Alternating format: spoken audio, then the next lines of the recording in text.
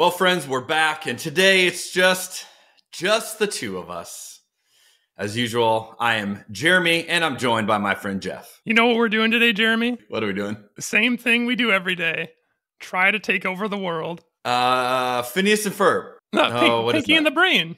Oh, Pinky and the Brain. Yeah. Try to take over the world. We are here to talk about Romans 10, and got some good stuff today. I'm excited. We're going to explore the famous sinner's prayer, which if you have grown up in church, as Jeff and I did, you no doubt prayed or encouraged others to pray or heard it prayed at some point. We're going to look at the role of evangelism, and Jeff's going to push on whether Christians should actually value diversity as much as we may say. So that's going to be fun. Before we get to the questions, I want to set the tone with verse 4. So beautiful, so encouraging. We'll start us off this way. Paul writes, "For Christ has already accomplished the purpose for which the law was given. As a result, all who believe in him are made right with God." It's already been accomplished, all the purpose of the law. Now we get to be right with God. Yeah, a very Hebrews-esque thing to say, right? It is very Hebrews-esque. I like it. That Old Testament stuff is obsolete. Completely. It's in the past. Yeah. Jesus has done it. Let us move forward, Jeff, with our eyes on Christ. Yeah, I can dig it. Before we get into chapter 10, I wanted to spring something on you, Jeremy, based on a recent Instagram post that you just posted, because you were up at a cabin or something, hanging out with some of your pastor buddies. I was, yep. And you posted a picture on social media with a caption that something about this caption just stuck in my craw. I had to ask you about it. So let me read the quote. I offended you with the caption, huh? Did you offend me? I guess so. Well, I wanted to ask you. What word would you use? What was your reaction? Stuck in my craw. That was my word of choice. Okay. All right, I'll let you have it. To quote Jeremy's caption here, "It's encouraging to hear about what God is doing in their churches," referring to your pastor buddies' churches who you were talking to. So this is something that, of course, I have a lot of friends who like work in ministry, and they'll post about some kind of church event, and they'll be like, "So cool to see what God is doing," or like, "God really showed up here," or "God did his thing." You know, it's a thing that I hear a lot, and I don't know. It's hard for me to not be cynical. I'll put it that way when people say this, and not just kind of dismiss it as kind of a cliche Christianese platitude that doesn't really mean anything. But I thought, since I have you here, Jeremy, you and I are friends. You know, I would never accuse you of being disingenuous with a social media post. So here's your opportunity to explain, like, what was the specific thing that God is doing in your friends' churches? This is the question before the questions. Okay, I like it. So a lot of my time these days is spent, on the other side of the ministry fence, which would be, the conversations you and I have are usually from a less traditional Christian perspective, right? We're talking about a lot of opposition to these texts or questions or concerns or, difficulties with what people believe in Christianity. A lot of what I do with Communion Wine Co. is very similar to this, in the sense of it often attracts people who maybe not considering themselves atheists, but may have an issue with traditional church or with Christianity or evangelicalism. And so, they're trying to work through that. And so I hear a lot of those. And then, just being in tune of the culture of the church today, you hear about all the scandals and all the pastors who go off the rails and all the examples of abuse. And there's just so much of that. And I feel like I'm very aware of all that. Well, then I had a chance to spend, a few days with this group that I meet with twice a year. I've been in this group for, I think, like 7-ish years. And, I get to hear what God's doing, in their church. That was the phrase. Like they're giving updates like, "Hey, here's what we're seeing happen. Here's, and primarily my answer to your question is it was listening to their stories, listening to real people encounter Jesus in their church. And I was just very moved. And I even as I'm listening to them, I had the thought, like, this is good for me to hear. It's good for me to be reminded of, and even in, some of the messiness of this, that God is still using that model, and people are still finding Jesus. And, one of the guys literally just kept crying as he was like giving his ministry update, because he was just so moved. And he was just like, it was story after story of people. And it wasn't, I think people might expect them to be like, oh, here's the metrics we hit and the thousands. It's like, it really isn't that. It's like they're telling stories about their neighbors and this person on the front row who, have been praying for it. And it was just one of those, I was listening to all of them tell these stories of people. And it was just very encouraging to me I love hearing people find Jesus. And I think you can find Jesus in a variety of ways. And, I'm not on staff full time at a church anymore. I still dip my toe into those waters when I preach on the weekend. Like I'm preaching at a church this upcoming weekend. So I still, am participating in that, but not like I used to. I used to be a lead pastor, and now I'm not. And so to me, it was almost kind of like a counterpoint to a lot of the experiences I have, a lot of the frustrations I have. And it was a cool thing. So when I mean, hey, God's doing cool things, like God is continuing to reveal who God is to new people in this model. And that was encouraging to me, because a lot of what I dwell on in that model tends to be the negative end of it, which is also there. And I don't want to minimize that. But I think it's good to keep it all in balance and go, yeah, God can use it as well. And I don't think there has to be one model of how God's going to reach people. I think God can reach people through this podcast, and God can also do it in the local church, and God can do it at a Communion Wine Co event, And so I think just making room for all of it, trying to highlight the good in all of it, and obviously minimize any negative of any of these models. It's kind of a general sense of things are happening. Like, I don't know, people are making decisions, or you have like maybe a couple specific stories of life change or something like that.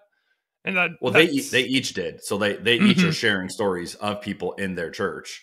And I'm just listening to these stories. I'm going, that's just cool. It's cool. People who didn't know God and are coming to experience God and feeling like their life is being transformed and they have hope. And so like, that's, again, I don't know all these people, like these are their stories, but I was just listening to all these stories and was very moved by it. No, that's great. One thing I think about sometimes when people post, like particularly around like summer camp, people will post like God showed up, God did his thing. And your post kind of reminded me of that, although you were posting about like a conference of pastors. Sometimes because they post like kind of the same caption every single year. And it made me think like, is this just what they mean by like business as usual? Like this is the normal thing that happens? And sometimes I think like, how bad would things have to be before you could not in good conscience say like God showed up, God did his thing? Do you know what I mean? Well, I think God showing up should be business as normal, right? Mm-hmm. Like that would be a healthy expression. If the church is doing what the church is supposed to do, then that should be business as usual. Yeah, God showed up. God did what only God can do. But I think to your point, there are certainly things where I go, I don't know what that was. And, I would just say, to be honest, one of the conversations that we had at this group was another church that we all know the pastor of this other church who's kind of spun out lately and gone off the deep end on a number of things. And we were trying to like make sense of that. Like, we all know this person, we know this church. What is going on? Like, how did that happen? And I would say, it wasn't obvious to me that God was working in that situation. Like that situation seemed very broken. And we were discussing like, how does that happen? And, and so even in that is an acknowledgement of this isn't, I wouldn't say every church is equally healthy. And I wouldn't say every church is equally submitted to the Holy Spirit. And there are definitely churches that are a safer place for oppressors than they are for the oppressed. And that's a problem. And, when I see those examples, I wouldn't say, God showed up. I would say God doesn't seem to be able to show up because of the sin of the leaders, and things that they're doing. And so I definitely think you have a contrast to that. And, without going into the specifics of the negative, there was definitely an example that we kept working through because this was a kind of like a shared friend with a lot of us. And it was like, how did this happen? How did this go wrong? Yeah, that is interesting. And that is good to know that there's some level of contrast, because I don't know, I guess like what I was saying before, it kind of seems like if you always say God showed up, God did his thing, it's like, how do you know if you don't have anything to compare it to?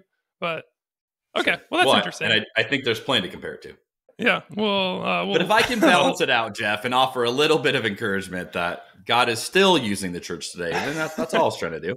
Just offer a little bit of hope. Am I coming off too cynical? No, I apologize.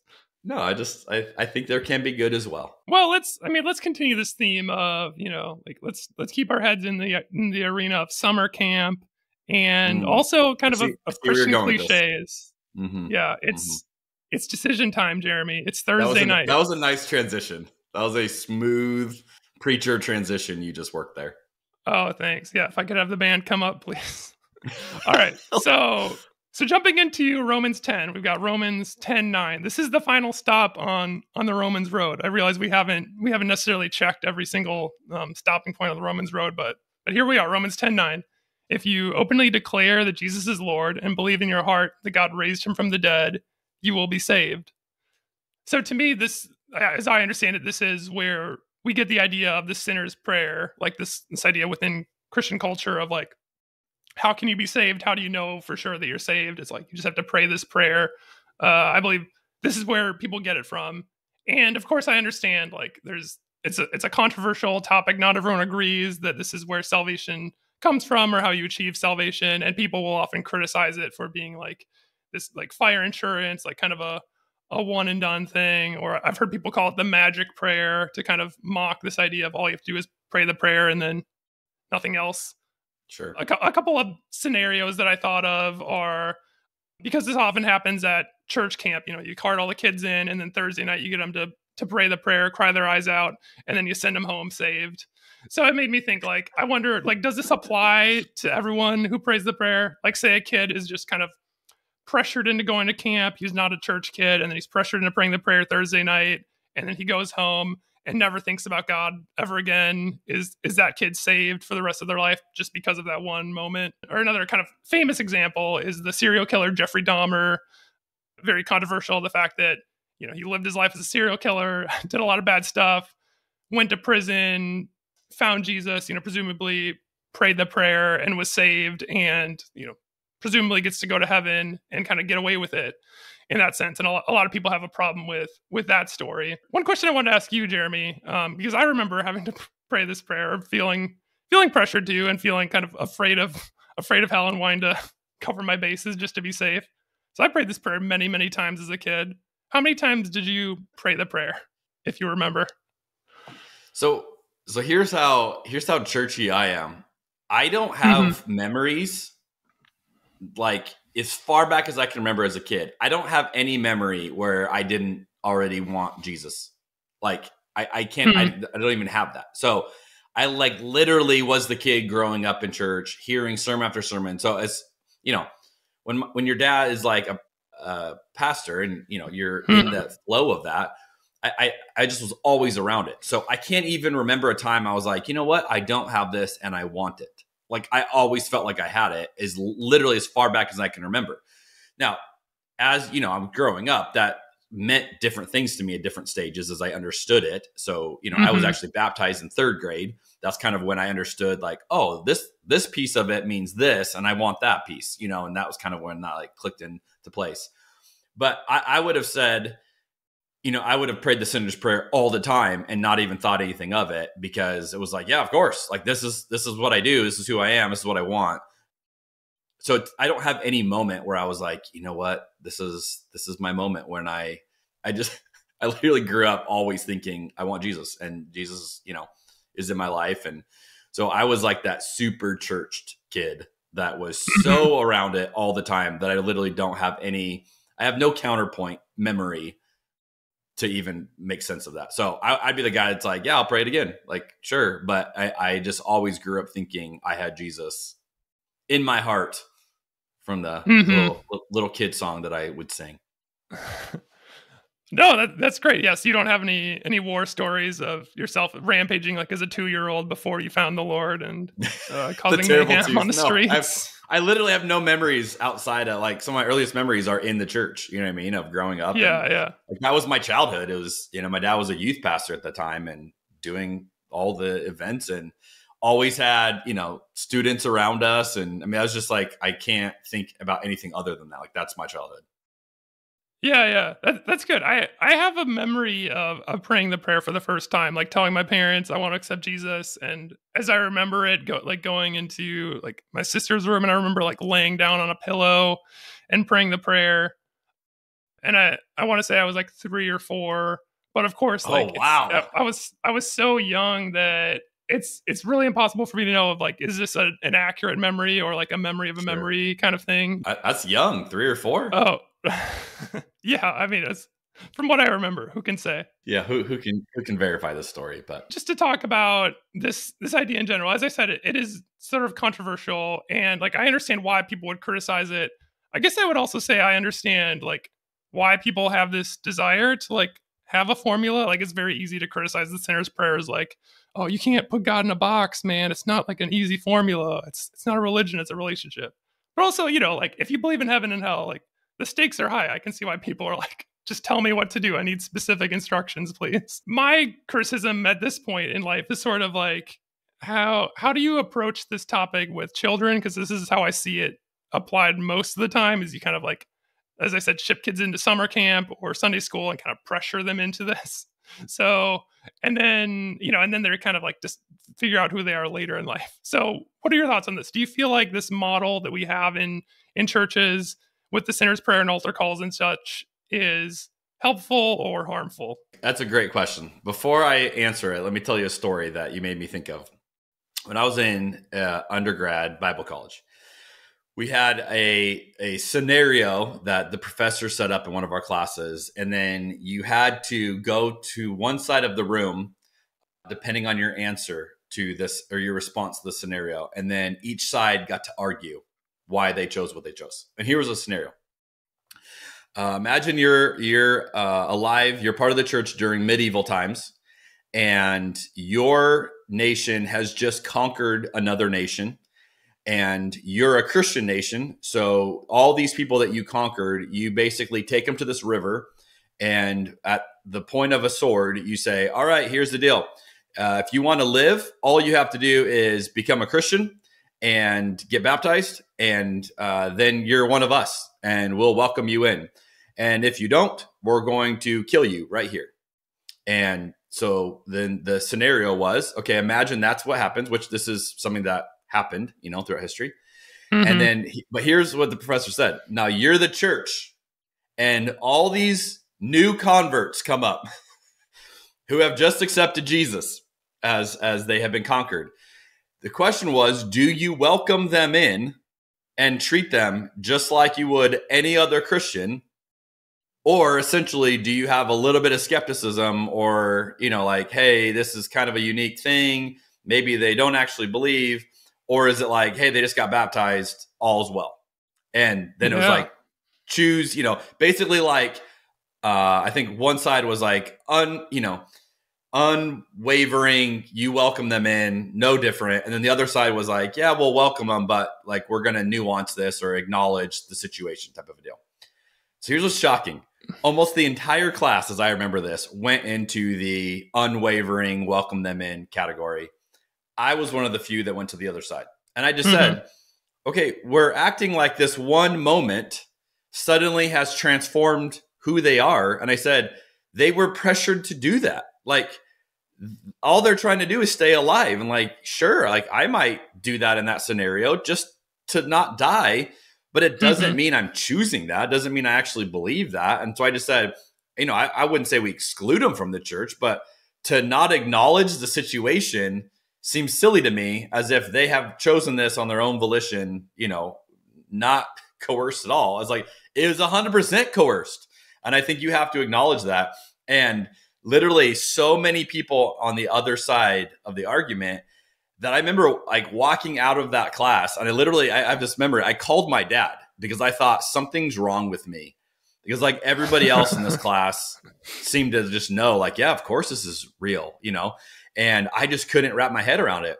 Now I've realized in hindsight, my hesitation on that is the same hesitation I have today around the sinner's prayer, of this one just magical moment, right? That everything has changed because of this moment. What I would say is, I think it's far healthier to focus on an ongoing pursuit of Jesus rather than any momentary thing. Now, the catch to that is a pursuit of Jesus has to begin somewhere, has to begin with something, right? But I think if you look at how the magic prayer, the sinner's prayer, and I would also say how baptism is often used in today's context, both of these often become finish lines rather than starting points. Where, I said the sinner's prayer, I'm in. Or I got baptized, I'm in. And the idea is like, nothing I do from this point matters. I did the thing I had to do. All is well, right? And to me, I would say, no, you can start with those. Those are great starting points, but you have to keep it going. You have to keep building on that, in one way or another. We've talked about this before, but a great parallel metaphor would be getting in shape or trying to be healthy. I would say, think about all the fads that we sell. You can do this cleanse or this diet or, stop eating real food and just do some shakes and you're going to, it's all going to be amazing for you. Well, all these are essentially momentary things we're trying to do to get what we want. Well, science has proven this over and over. You want to be in good shape and feel good. You need a commitment to eating well and exercise. I mean, it's like, It's not complicated. It's not, but that's, well, how long do I have to do it for? As long as you want to feel good. Forever. Right. You know what I mean? Like, well, how long do you want to feel good? How long do you want to be healthy? How long do you want to be in good shape? Like, you have to keep doing it. And I would say this is the same thing. Like, I think a lot of people like, what do I have to do to be good with God? And we put the sinner's prayer in that camp. And when that's the way we view it, I would say it's not helpful because it becomes a finish line. But if we say, hey, we want you to follow Jesus the rest of your life. We want you to spend the rest of your life working on allowing the fruit of the Spirit to be evident, that the Holy Spirit, every day would reveal more of that. Then yeah, if the sinner's prayer is the turning point, is the starting point to get me on that journey, I'm all for it. But I think it's how we frame it. And, to your point about summer camp tends to be very finish line oriented, at least in the emotional way we present it, right? Like, you did it. You're going to go home and celebrate, and it's like you've arrived. And I would just say you've begun, like you started an incredible journey. That's, so to me, I would just say it's gotta be ongoing. And, and I would even say this to pastors who are listening or watching, I'm all for baptism numbers. Like, that's awesome. But that doesn't tell me that inherently God is doing awesome things in your church. It tells me people are choosing to be baptized. What are they doing after that? Like, are they diving into discipleship models? Are they figuring out, do they actually look more like Jesus after they get baptized? Because if people are getting baptized to give them to get rid of their guilty conscience, then probably not a healthy thing to push a lot of people to get baptized. And I just think it's the way we present it, which means there are good examples of this and there are very bad examples of this as well. A very nuanced answer. I appreciate that. Well, thank you. No, I mean, that's good. It kind of goes back to how you answered the first question. I think it lines up with that pretty well. You're saying like, it's not just about the numbers. It's about like specific stories of life changing people's lives. That's definitely just kind of a personal pet peeve of mine of like, I used to work at a church and they would like they would do the numbers, at staff meetings or like after summer camp, they would, and they always say, we're not about the numbers, it's not about numbers. That being said, here's the numbers of how many people made a decision at summer camp. Yeah. Yeah. And then, later on I was like, because sometimes I was like, as a graphic designer, I would like make the list of names. I remember that was something we did like one summer to like celebrate. We had, 600 kids make a decision or whatever. So I was like, I just made a slide that was just like all the names. And I don't know. I was thinking like, is this a good thing that all these kids like made a decision? Like, what does that mean? Does that mean that they were pressured into it? Does that mean that they were like scared to death of going to hell? Because like that was how I thought of it most of the time when I first made a decision as a kid. I don't know. I haven't volunteered at a summer camp in many years, but I can only hope they're not like pushing the hell narrative and like trying to scare people into making a decision. I don't know, just the whole idea. I hate to be the bearer of bad news. I think that's still working. Yeah. So I think that's still a thing.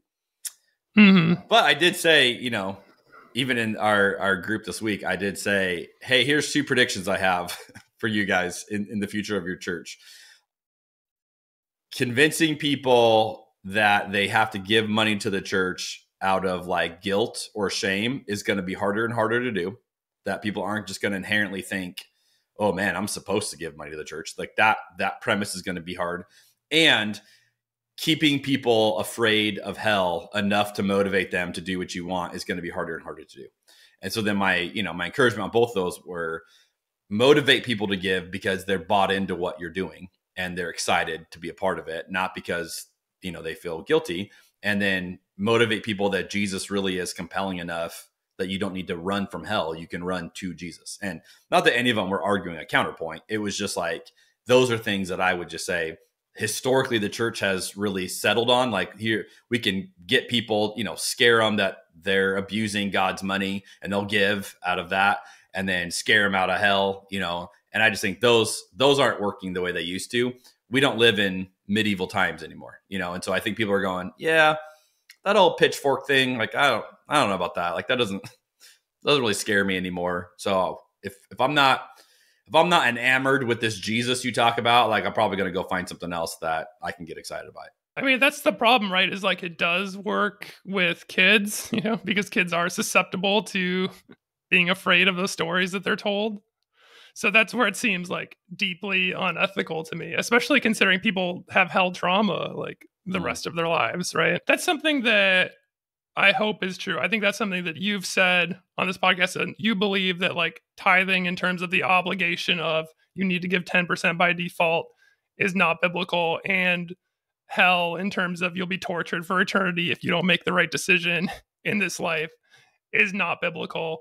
Those things, like, they seem good to me. They seem like, they would be completely scandalous to like a younger version of myself. But yeah, to me, that seems like good news. Bad news for recruitment for churches, maybe, but good news for the good news. Right. And I totally agree. To clarify, both of those are biblical.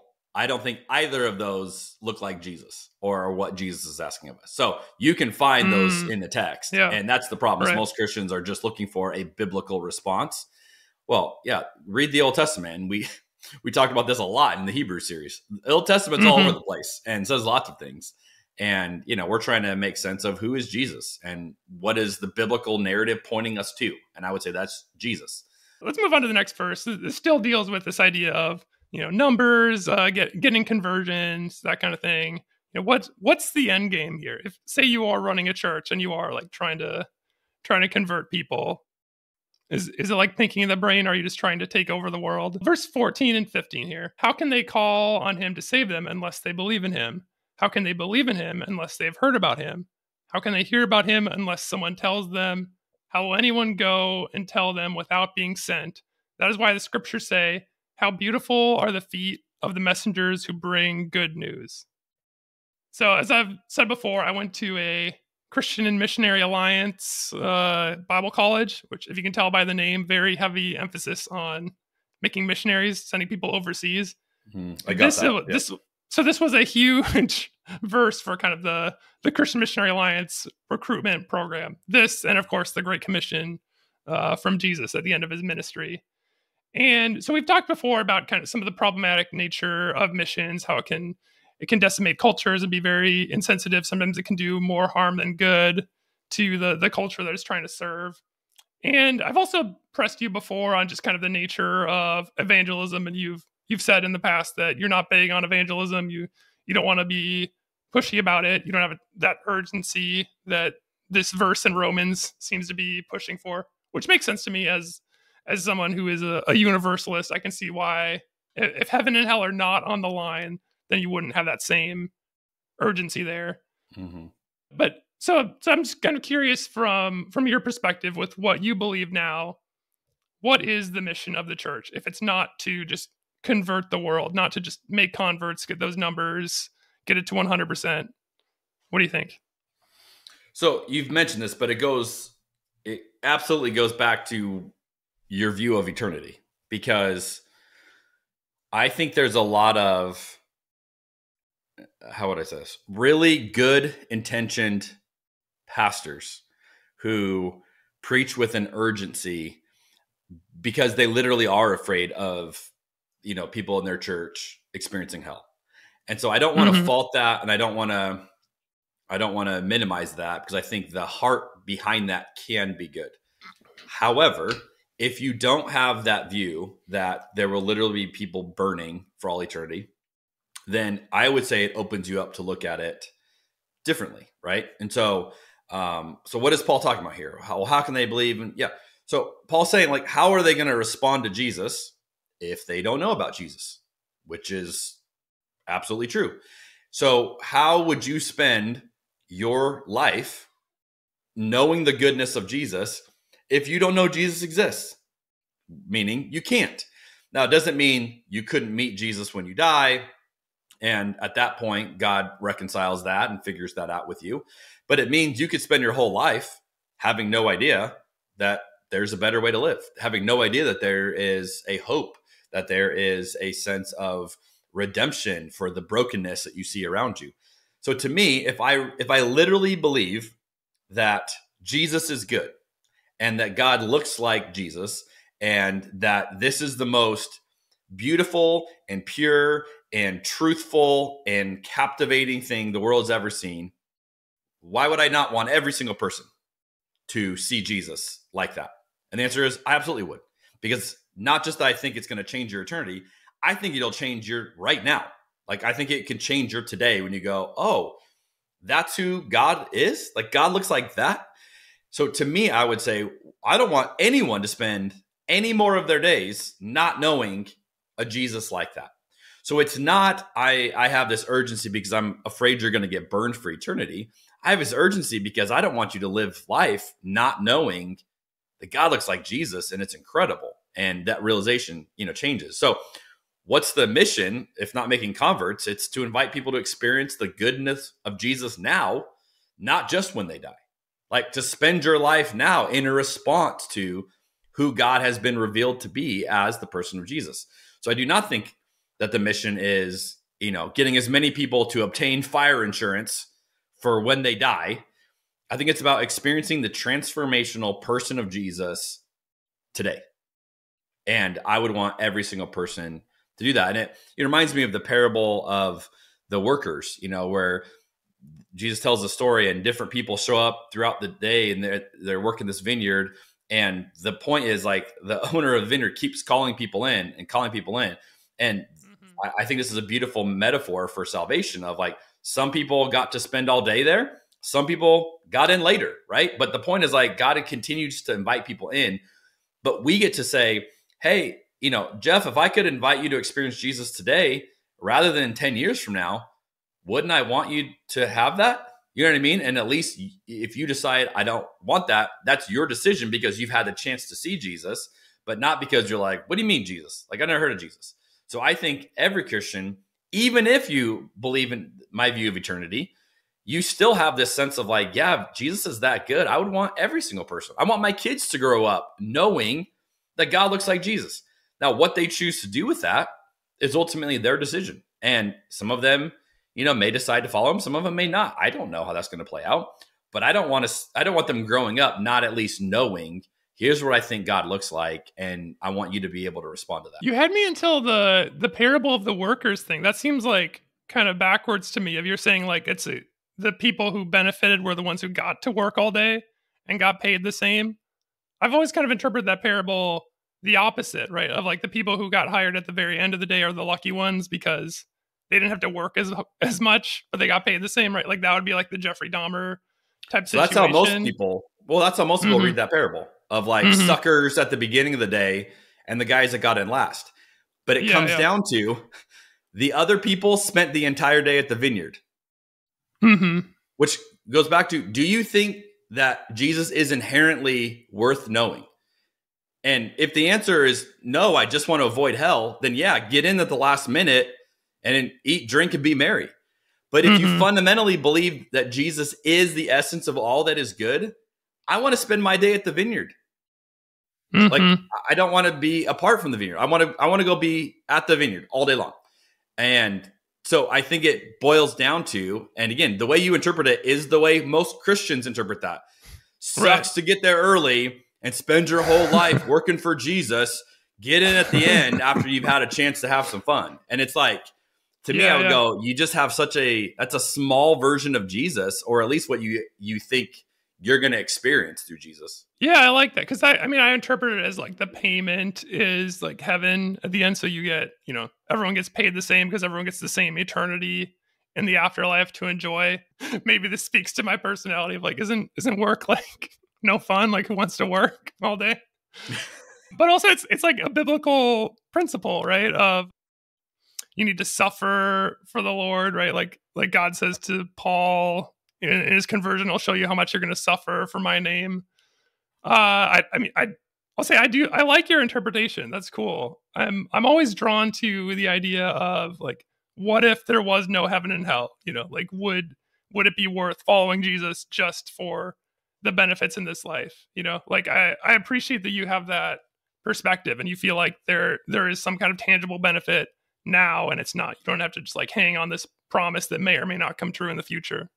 Well, I think that's a great point. And I would say, if you could prove to me that, hey, none of this matters, like we all die and then we're dead and there is nothing afterward, I would still choose to live with the person of Jesus, because it's to me the most compelling revelation the world has ever seen. That you have this idea of God could be the one who wins by losing, who suffers and sacrifices rather than coerces and conquers, who loves the people that no one else is going to love. I mean, just like there's so much beauty in that. It's so backwards to the way the world works. And I would still say, I want to give my life to that, even if it doesn't make a difference for eternity. You're selling me on it, Jeremy. This goes back to, I guess, like what I've brought up a bunch of times and thought about, like, maybe if these things are kind of like poetically true or whatever, like maybe it's still worth it. And it's metaphorically true. Yeah, I don't know, because it doesn't seem as intuitive to me that I don't feel like I have that blessed assurance that, you're going to see your loved ones again on the other side the way that so many other people seem to. But yeah, I admire the dedication and the commitment and the commitment to like enjoying your work. I think there's Bible passages about that, right? About enjoy the fruits of your labor or something, or something in Ecclesiastes about that, because that's your lot in life. So well, again, what I think is so great is that all of these are revealing something deeper that you believe. So even like, okay, well, what would a day working for God look like? If that idea is inherently negative, it's probably because you have some baggage in your image of God, of like, well, God would send me to do something I wouldn't want to do, and I wouldn't enjoy it, and it would be suffering, or like whatever, like however you'd answer that is going to reveal to you a lot of how you view God. But if you're like, yeah, I can't imagine anything more meaningful than working on the vineyard with God, like then it's like, oh, you probably have a very positive image of God and like what that would entail. So to me, I want to spend my whole life doing what God lays before me or lays on my heart, or, to use the proverbial image, if God opens a door, I want to walk through it. Like I want to be the guy that's like, okay, you put this before me. Doesn't mean I'll get it right all the time, and doesn't even mean that, I'm not self-delusional sometimes, as we talked about, and convincing myself that some opportunity is God opening a door because I want to do it. That's all part of being a human. But fundamentally, if I felt like God saying, hey, here's an opportunity to go and do this, like I want you to do this, I want to be the person that says yes. And that's because I don't think God's going to just make me suffer for fun or make me miserable for fun. I think it's going to be the most meaningful thing that I could do. And that has been all my experience with God in, my 4 decades have been that.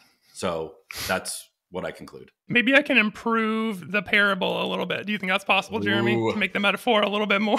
I think technically that's heretical to say, but I'll allow it. More applicable to the Christian life. Okay, so let's say you get paid. There's some kind of promise that you'll get paid at the end because the working in the vineyard is the Christian life. So let's say you just stumble upon this vineyard and there's a sign there that says workers needed. You never get to meet the vineyard owner, but it just says, just do your work today, and I promise I'll pay you at the end of the day. And so some people see the sign and they get to work, and then some people come later in the day and see the sign and get to work. Do you see what I'm saying here? Because there's no assurance that this is actually the work you're supposed to be doing. All you have is like this piece of writing that says this is the work, and you just kind of have to trust your gut, trust this vague feeling. Am I stretching this metaphor too far? No, I think it's an interesting point, but that's not the way Jesus tells the story. The owner of the vineyard recruits the people. Mm-hmm. So that's the point. If it was a sign on a wall and you said you'll never meet the vineyard owner, you're just going to toil away here, but at the end of the day you'll get paid. Mm-hmm. Then yeah, I'll show up at closing time and I'll get paid. Yeah. But if the owner of the vineyard comes to me and says, "Hey, friend, come be on my vineyard. This will be more meaningful than anything else you're going to do." I think the way you view Christianity is you're not going to meet the vineyard owner. You're going to see a sign. You're going to have to just take its word, And so I think that's what I'm saying. The way we answer this reveals what we believe about all these things. And then we just react according to what we already believe about that. Yeah, that's interesting. This got deep. This is like you and I staring at each other's souls for a moment. Yeah. Well, let's see how deep the soul hole goes, right? Paul talks about this throughout the whole chapter 10. He has this burden on his heart specifically for Israel, right? Like Israel, that you guys are so close if you could just understand. So verse 18 and 19, but I ask, have the people of Israel actually heard the message? Yes, they have. But I asked, did the people really understand it? Yes, they did. And then verse 21, it goes, but regarding Israel, God said, all day long I opened my arms to them, but they were disobedient and rebellious. So as I was contemplating, what's Paul getting at here? Clearly, he feels this kinship with Israelites because he himself is part of that clan, and he's like wishing that they would just convert and just like accept Jesus right now. And as I was reading this, I was just kind of imagining, so what would that look like if Paul got his wish, right? Like that would mean there would be no Jewish people, like the Jewish religion would not exist as we know it today, which we kind of talked about in chapter 1, I believe, of this idea of like Christianity being the new version of Judaism, which means it would effectively eliminate an entire religion.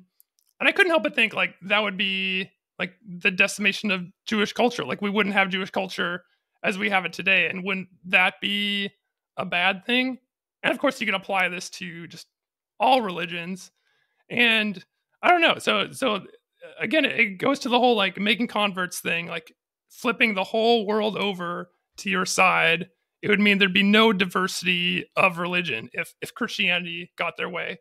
And my question for you is, shouldn't we be celebrating diversity? Shouldn't even religious diversity, isn't that like a good thing in human culture? Yes, is the answer. All right, so here's the way I would word this.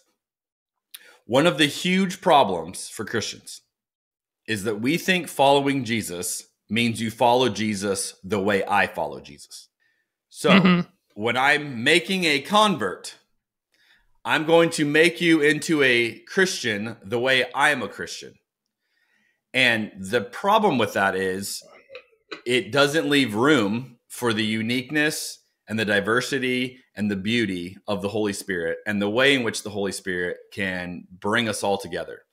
And so I think if you look at, the history of missions work, this has been, a problem in certain contexts where missionaries come in and, hey, we're going to have you believe in Jesus, but we're going to have you believe in Jesus the way we believe in Jesus culturally, where you have to dress like us and behave like us and do, so now it's not just a belief. It's now I'm imparting my culture onto your culture as well, which, negates diversity and can smother people where they're like, well, I like Jesus, but why do I have to do all these other things the way you do them? And so I would say at its best is when we create space for the Holy Spirit to say, hey, you can follow Jesus in a way that it may look different than the way I follow Jesus. And God's big enough to figure that out. And that is where I see the beauty. So I would say you should be able to go to a church in America, a church in China, a church in Africa, right? And they should be radically different expressions of the same God. They should be unique cultural ways of following Jesus. But if you said, hey, I sang the exact same song in all of them and heard the exact same sermon in all of them, I would say, oh, that's a bummer, because that means there's no local expression, no local nuance to that of how they're engaging with God. And, you know, I think that's not the best way to do it. And I think that's on a macro level. Even on a micro level, if I'm, you know, trying to convert somebody or trying to, hey, I really want you to follow Jesus, I probably am putting pressure on you to do the things that the way they make sense to me. And I think, again, this is where Christians can get funky with this. And then it gets really hard for people. It's like, well, I like Jesus, but I don't know about all these other things you're telling me I got to do. And you have to do all these too. Like, these are all part of it. And what I'd push on a little bit is I don't think Paul is anti-Jewish at all. I think what Paul's argument, and we talk about this a little bit in chapter 9, even with Greg, Paul's argument's like, look, the Jews are thinking they've got their own thing in isolation, and God is trying to bring all these people together, not to negate their uniqueness, but to say all these people can find their own expression in the diversity, the uniqueness of God. And I think you see this. So Romans, 10, verses 12 through 13, Paul says, Jew and Gentile are the same in this respect. They have the same Lord, who gives generously to all who call on him. For everyone who calls on the name of the Lord will be saved. Paul's point being, look, Jews and Gentiles can both find what they are looking for in God. Like they and that, again, and that culture, that's a radical, like, no, these are different gods and these are different, lifestyles. And Paul's like, yes, and they can both be the same in this regard, that they can both find what they need in God. Now, I know we're not in chapter 11 yet, but if you read the next verse in 11, verse 1 says, Paul writes, I ask then, has God rejected his own people, the nation of Israel? Of course not. Like, Paul's reiterating, like, God's not rejecting the Jews. He's inviting the Jews in this new thing that God is doing. And, some of the hesitation there were the Jews opting out, or as we saw in chapter 9, the Jews saying, I don't need to do any of this. We're automatically in. Like, we're born into this. And it's like, no, God's doing a new thing, and all of us can find this. But I think this is far more limitation on us than it's any limitation on God. I think Paul's argument is like, God is so big that Jews and Gentiles can be the same in this respect. And that would have been a bold claim, for Paul to make in that time. Right. So I get that was probably like controversial and like big news at the time. That's probably not very controversial now. This idea that like multiple cultures can have multiple expressions of Christianity. I guess what I was saying was like, what about like multiple religions? Like, we live in a world that has Buddhism, Islam, Judaism, right? Like, if Christians got their way, those religions as we know them wouldn't exist, right? Like, they would have to fundamentally change the doctrine of their beliefs and replace it with Jesus. In the event that Christians had all control and could do that, sure. I don't think we're going to be in that day, and I don't think it would be healthy if that ever came to that. Isn't that the goal though? Like, as you as a Christian, shouldn't you think that would be healthy if everyone believed in Jesus? So let's take a Muslim, a Muslim believer, and say, okay, what would you want? What would be the blue sky? Well, the blue sky for me would be like, can I introduce you to Jesus the way I've experienced Jesus? And can I show you Jesus the way I've seen Jesus? And so not the way that maybe you've seen Jesus through Islam, but the way that I've seen Jesus. And then literally I would say, let Jesus run from there. So it doesn't mean stop being a Muslim. It means figure out, what is Jesus asking of you? What does this mean for you? And if I'm friends with you, I'm going to journey into that with you of what would this look like for you? And, if someone's Buddhist and that's how they practice, and that's what makes sense to them. I would say, I want to introduce you to Jesus the way I've seen Jesus, and then figure out, what does this mean for you? Like, what is Jesus asking of you? And I think rather than saying, leave all that behind, going, okay, engage in this with Jesus and figure out, what does that look like? And, so I think there are people, and I've met them, who would consider themselves Muslim Christians. And they would do it in a way that would make most Christians very uncomfortable, because they would say, no, you can't do all those other Muslim things. And they would say, well, I still do X, Y, and Z, but I follow Jesus, and it's like, there are really unique expressions of this. And, in my experience, this is very controversial, because most of the Christians I know are not okay with this. And it's, no, you got to be a Christian the way we're Christian. You got to leave that and, come to our church. And I just think it's not that simple, and God's not that small. And so I would say, in a perfect world, I just want people to meet Jesus and experience Jesus the way I have, and then see what the Holy Spirit does in their life. And I think there can be, exponential amounts of expressions of how you could follow Jesus in your culture, in your, with your perspective, with your journey. And God's big enough to figure out how to navigate all of that. What I would say is, if we're going to say all religions are equal, all religions have equal amounts of truth, no matter what they teach, I would just say, no, I don't think that's true. I think Jesus, to Paul's argument, Jesus is the thing. And so whether you're a Jew or a Gentile or a Muslim or a Buddhist or a Hindu or whatever, like, we want you to experience Jesus and then figure out what that means. And so if a Jew and a Gentile who are both following Jesus are following Jesus the exact same way, they've probably lost something of what it meant to be Jewish or what it meant to be non-Jewish, right? Like, there should be some difference there in the way that they follow Jesus. At least I think. I'm not sure what to think about it. As I was even thinking about this question, it made me realize I've also complained about the opposite in previous questions about why is there so much diversity of there's the fact that there's so many different denominations of Christianity. If God was more clear, that seemed like a knock against Christianity in my mind of why is it so ambiguous that it can be interpreted thousands of different ways? And I guess you could kind of zoom out more and say a lot of people like to argue maybe there is some vague God, amorphous thing, and different cultures have understood him in different ways, and that's why there's so much diversity of religion globally. I guess I'm not exactly sure that I would feel comfortable saying a Muslim needs to know Jesus the way that I do. But, maybe I don't know Jesus, but yeah, I don't know. Is that open-minded? Is that narrow-minded? I don't know. I'm still thinking about it. Is my question articulate for you? I don't know if that's a question as much as a reaction. I think so I'm at the point now in my life, even Christian denominations, I'm choosing to see the beauty in them. One of the things that our family has done in the last few weeks, we've been going to this Episcopal church just to kind of check it out and get a totally different experience. And I'm going into it choosing to believe the beauty of a different tradition rather than being skeptical. Meaning, there are things that they do, it's very different than what I've grown up, very different than my own tradition. But rather than saying, oh, that's stupid, or I don't understand it, or why do they do it like that, I'm just choosing to give them the benefit of the doubt and go, and these are Jesus followers doing some things differently than I've done them. And so, on my way out last weekend, I crossed myself with holy water for the first time in my life.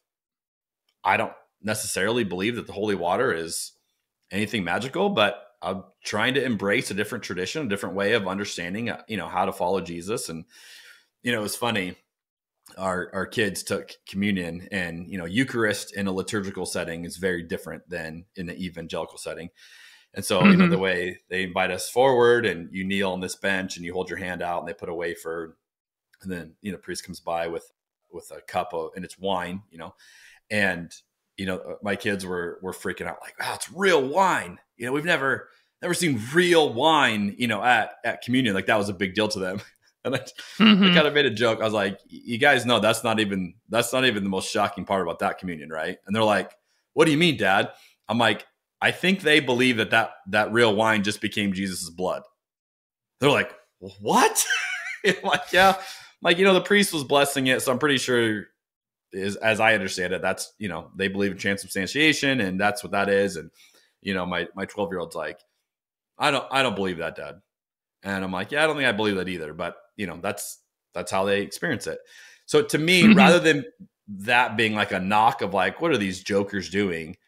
I'm just choosing at this point in my life to see the beauty of that, of like, here are Jesus followers doing it a different way than I do it. And maybe they're onto something that I don't see or I don't know, or something beautiful. And so even the denominations, but then beyond that, if there are people following Jesus within the world religions, awesome. Like, that's the point. He's following Jesus, not to make a bunch of cultural Christians. It's to make a bunch of people following Jesus. I guess this goes back to what I asked you a long time ago in our Hebrews season about like, what, why does God care if you get his name right? Like, is it like, basically the question is like, is it possible that we're all worshiping the same God and we just have a completely different vision of him, right? Like, for Hinduism, like, would you say they're still worshiping Jesus, but they interpret Jesus as this polytheistic millions of different like gods that look nothing like what you see? No, I would say the gods of Hinduism look nothing like Jesus to me. So I don't say that as an indictment on Hindus. I just would say that doesn't look like Jesus to me. And maybe there is a Hindu god that looks more like Jesus. I spent some time in Nepal, which was a Hindu nation, and I would say very different. I did not get Jesus vibes from the Hinduism I saw. So to me, it's not, we're all worshiping Jesus. We're just calling him different names. I don't think that at all. And I think you have to look at, there are very violent images of God that don't look like Jesus. And some of those are in Christianity.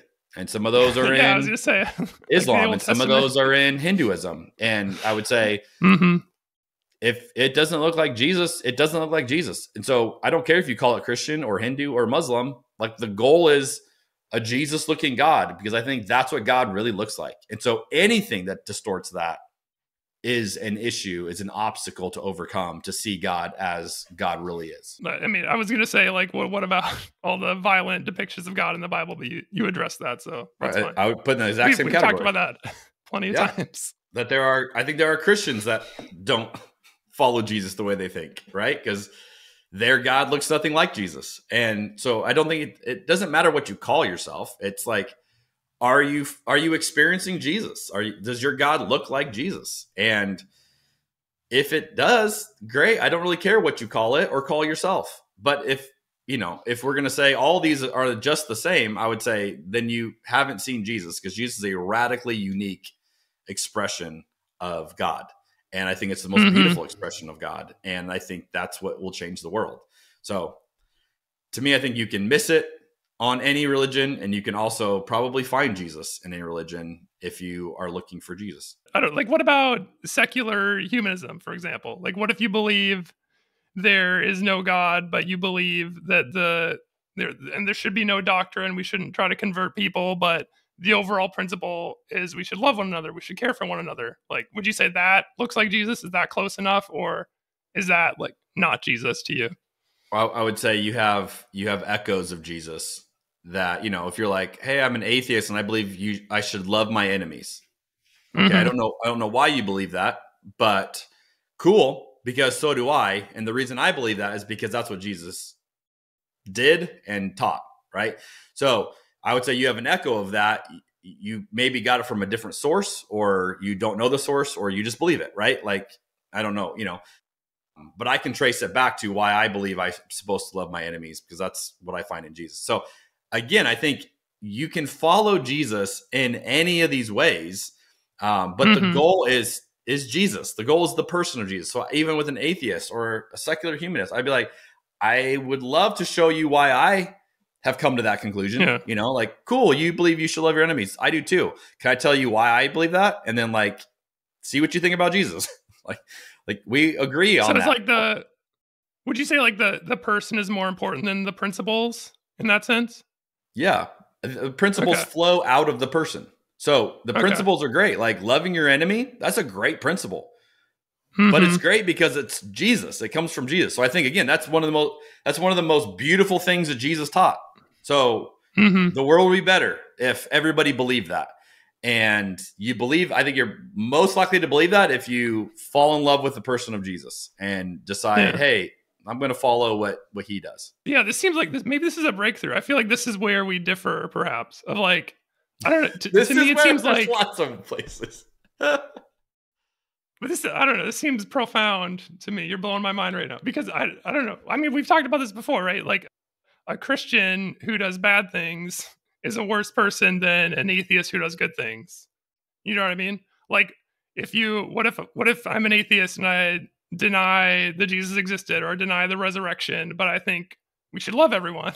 Or what if I'm a Christian and I think, Jesus and the resurrection, the miracles, that all happened, but I think we should all like buy guns and keep immigrants out and take as much resources as we want, and it's every man for himself. What's your question? So the Christian who lives an immoral life, you're saying that person is doing it better because they have the person of Jesus versus like the atheist who's trying to do good and doesn't have the person? No, you're jumping. Okay. I would say no, because you asked what's more important, the principle or the person? And I would say I think the person's more important because you can separate principles, and I don't think principles by themselves are going to change your life. The person will. And I would say, your two analogies, that atheist probably has far more of the principles of Jesus than the Christian does. Right.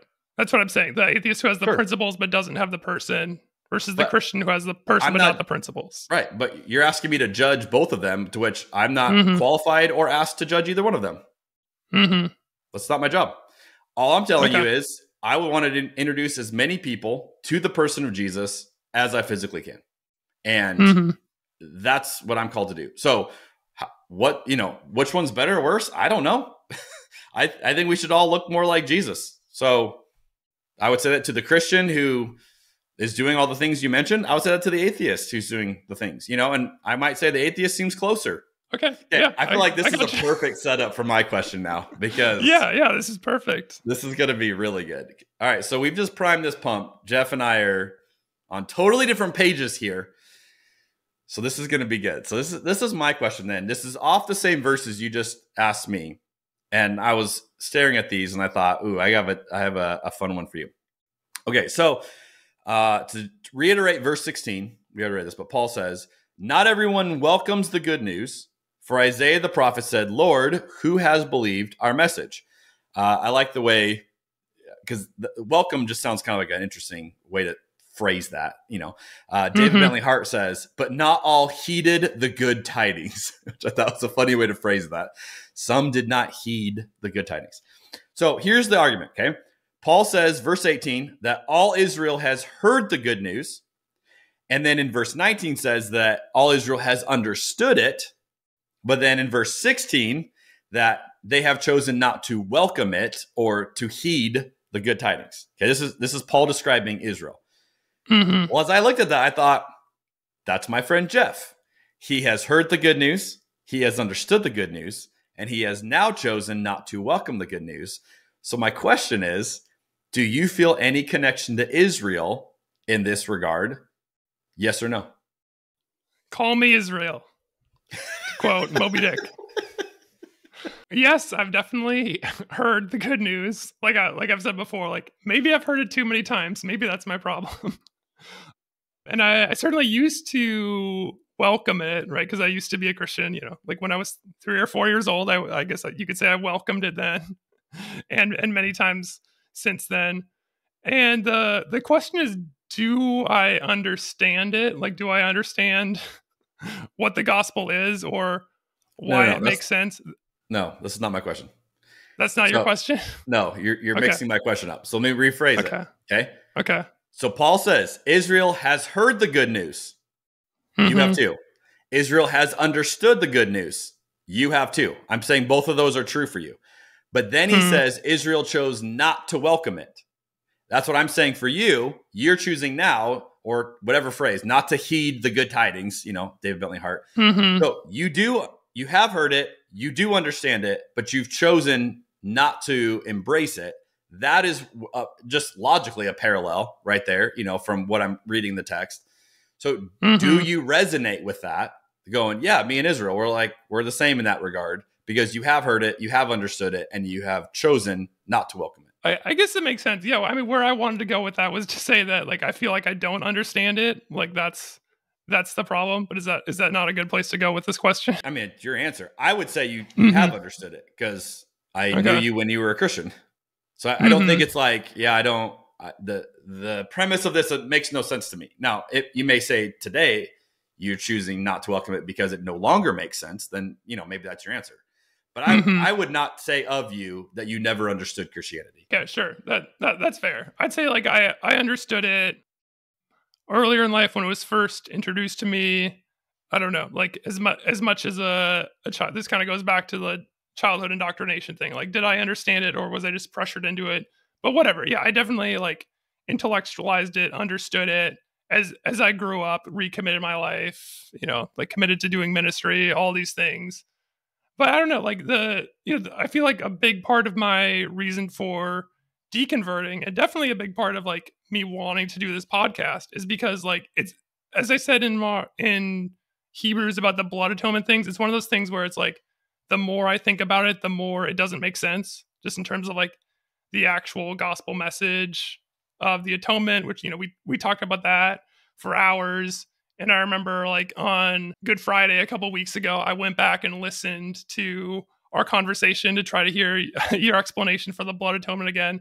And I'd say, like, I understand it in terms of, like, yeah, I understand the logic of how you're explaining it and how it gets there. But I guess, like, it still doesn't intuitively make sense to me of, like, how the blood sacrifice works, how this is a good thing, why the death, burial, and resurrection of Jesus, like, makes everything better. So do you feel a connection to Israel?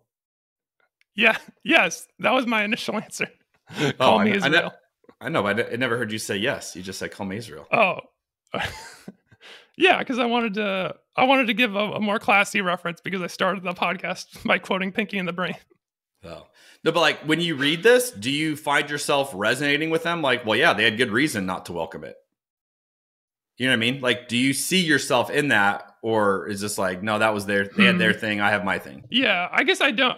I probably don't resonate with them a whole lot in terms of, like, do I resonate with, like, what it's like to be a first century Jew who sees Jesus, or, like, is alive during the time of Jesus and chooses not to accept the message? I guess I would say no, I don't resonate in that way. If someone was, like, born and raised Jewish in the same way that I was born and raised Christian, I don't know. I guess in some ways I'm kind of the opposite of that, right? Because I'm choosing to go a different direction than how I was brought up, versus, like, if you were born and raised into this Jewish culture and then you're being asked to go a different direction by following Jesus. So I don't resonate with the people who are just staying the course in terms of where they were raised. I don't know. Does that make sense? Yeah. So you're saying you don't understand it anymore. Yeah. I feel like I don't understand. I don't know. I understand it in terms of, like, I know what the arguments are, but I don't understand it in terms of, like, yeah, it doesn't really, like, resonate with me on a heart level. Like, I was thinking about on Easter, people were posting pictures of their family and their kids and saying, and when they had captions that said, like, I'm so glad he rose from the dead, that's how I have hope for tomorrow. Or people will say, like, because he is risen, that's how I know that everything's going to be great. Or that's how I know that it's hard right now, but things will be good in the long run. And I felt this weird dilemma of, like, oh, I want to like this Facebook post because, like, I like the picture. It's like, I'm glad to see you and your family are looking good and doing well. And, your kids are growing up since last time I saw them and whatever. But I'm like, I don't really, like, resonate with the caption. Like, it doesn't seem very coherent to me. So that I do not endorse the caption. Yeah. So that was just kind of like an indicator to me of, like, it's interesting to think about how for a lot of people, it seems to just, like, intuitively make sense on an emotional level. And that's what I've been thinking about with your question. I guess maybe I got too hung up on the they understood it part, because for me, I don't know, like maybe I'm too stuck in my head. But like I made a TikTok recently where I said, like, I feel like religion has broken my brain. Like maybe I've thought about it so much that it doesn't make sense anymore. Like the way that if you say a word over and over again, it loses all meaning. That's an interesting parallel. That's my answer. Is I used to understand it and accept it, and then when I tried to go deeper, trying to understand it further was what made me no longer welcome it. No, I appreciate that. And I think a lot of people, if they were honest, would say they had a similar journey as you. And so they just stopped asking deeper questions so that they could stay where they were.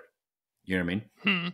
Like, I like this. Yeah. I want to believe this. And if I keep asking hard questions, I don't know where I'll go. So, like, let's just stop asking the questions. I do wonder about that, because I've heard, I don't know, I've run into a couple of friends of mine who are believers who say that they really enjoy the podcast, and they've said something to the effect of, like, I really appreciate you're asking these questions, because these are questions that, like, probably a lot of us have that, like, we don't feel like we can ask, or it's good to hear these questions, like, represented in this way.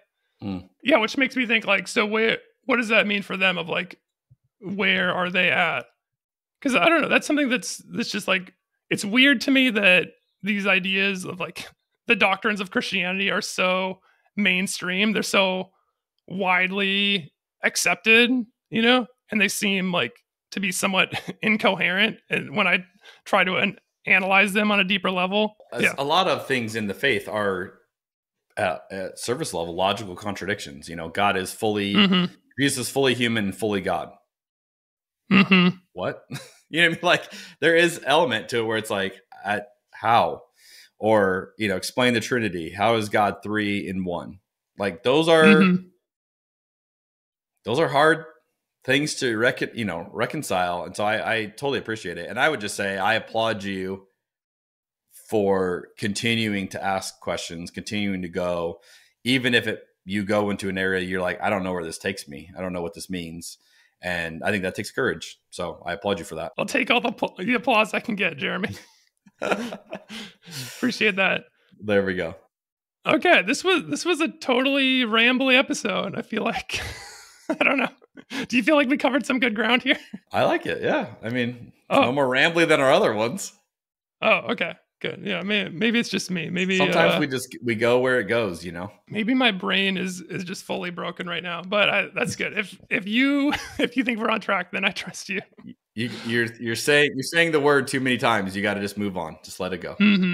Just move on. Okay. Well, yeah. Thanks, everybody. We appreciate you listening and putting up with the rambling for so long. We will ramble on in chapter 11 next week.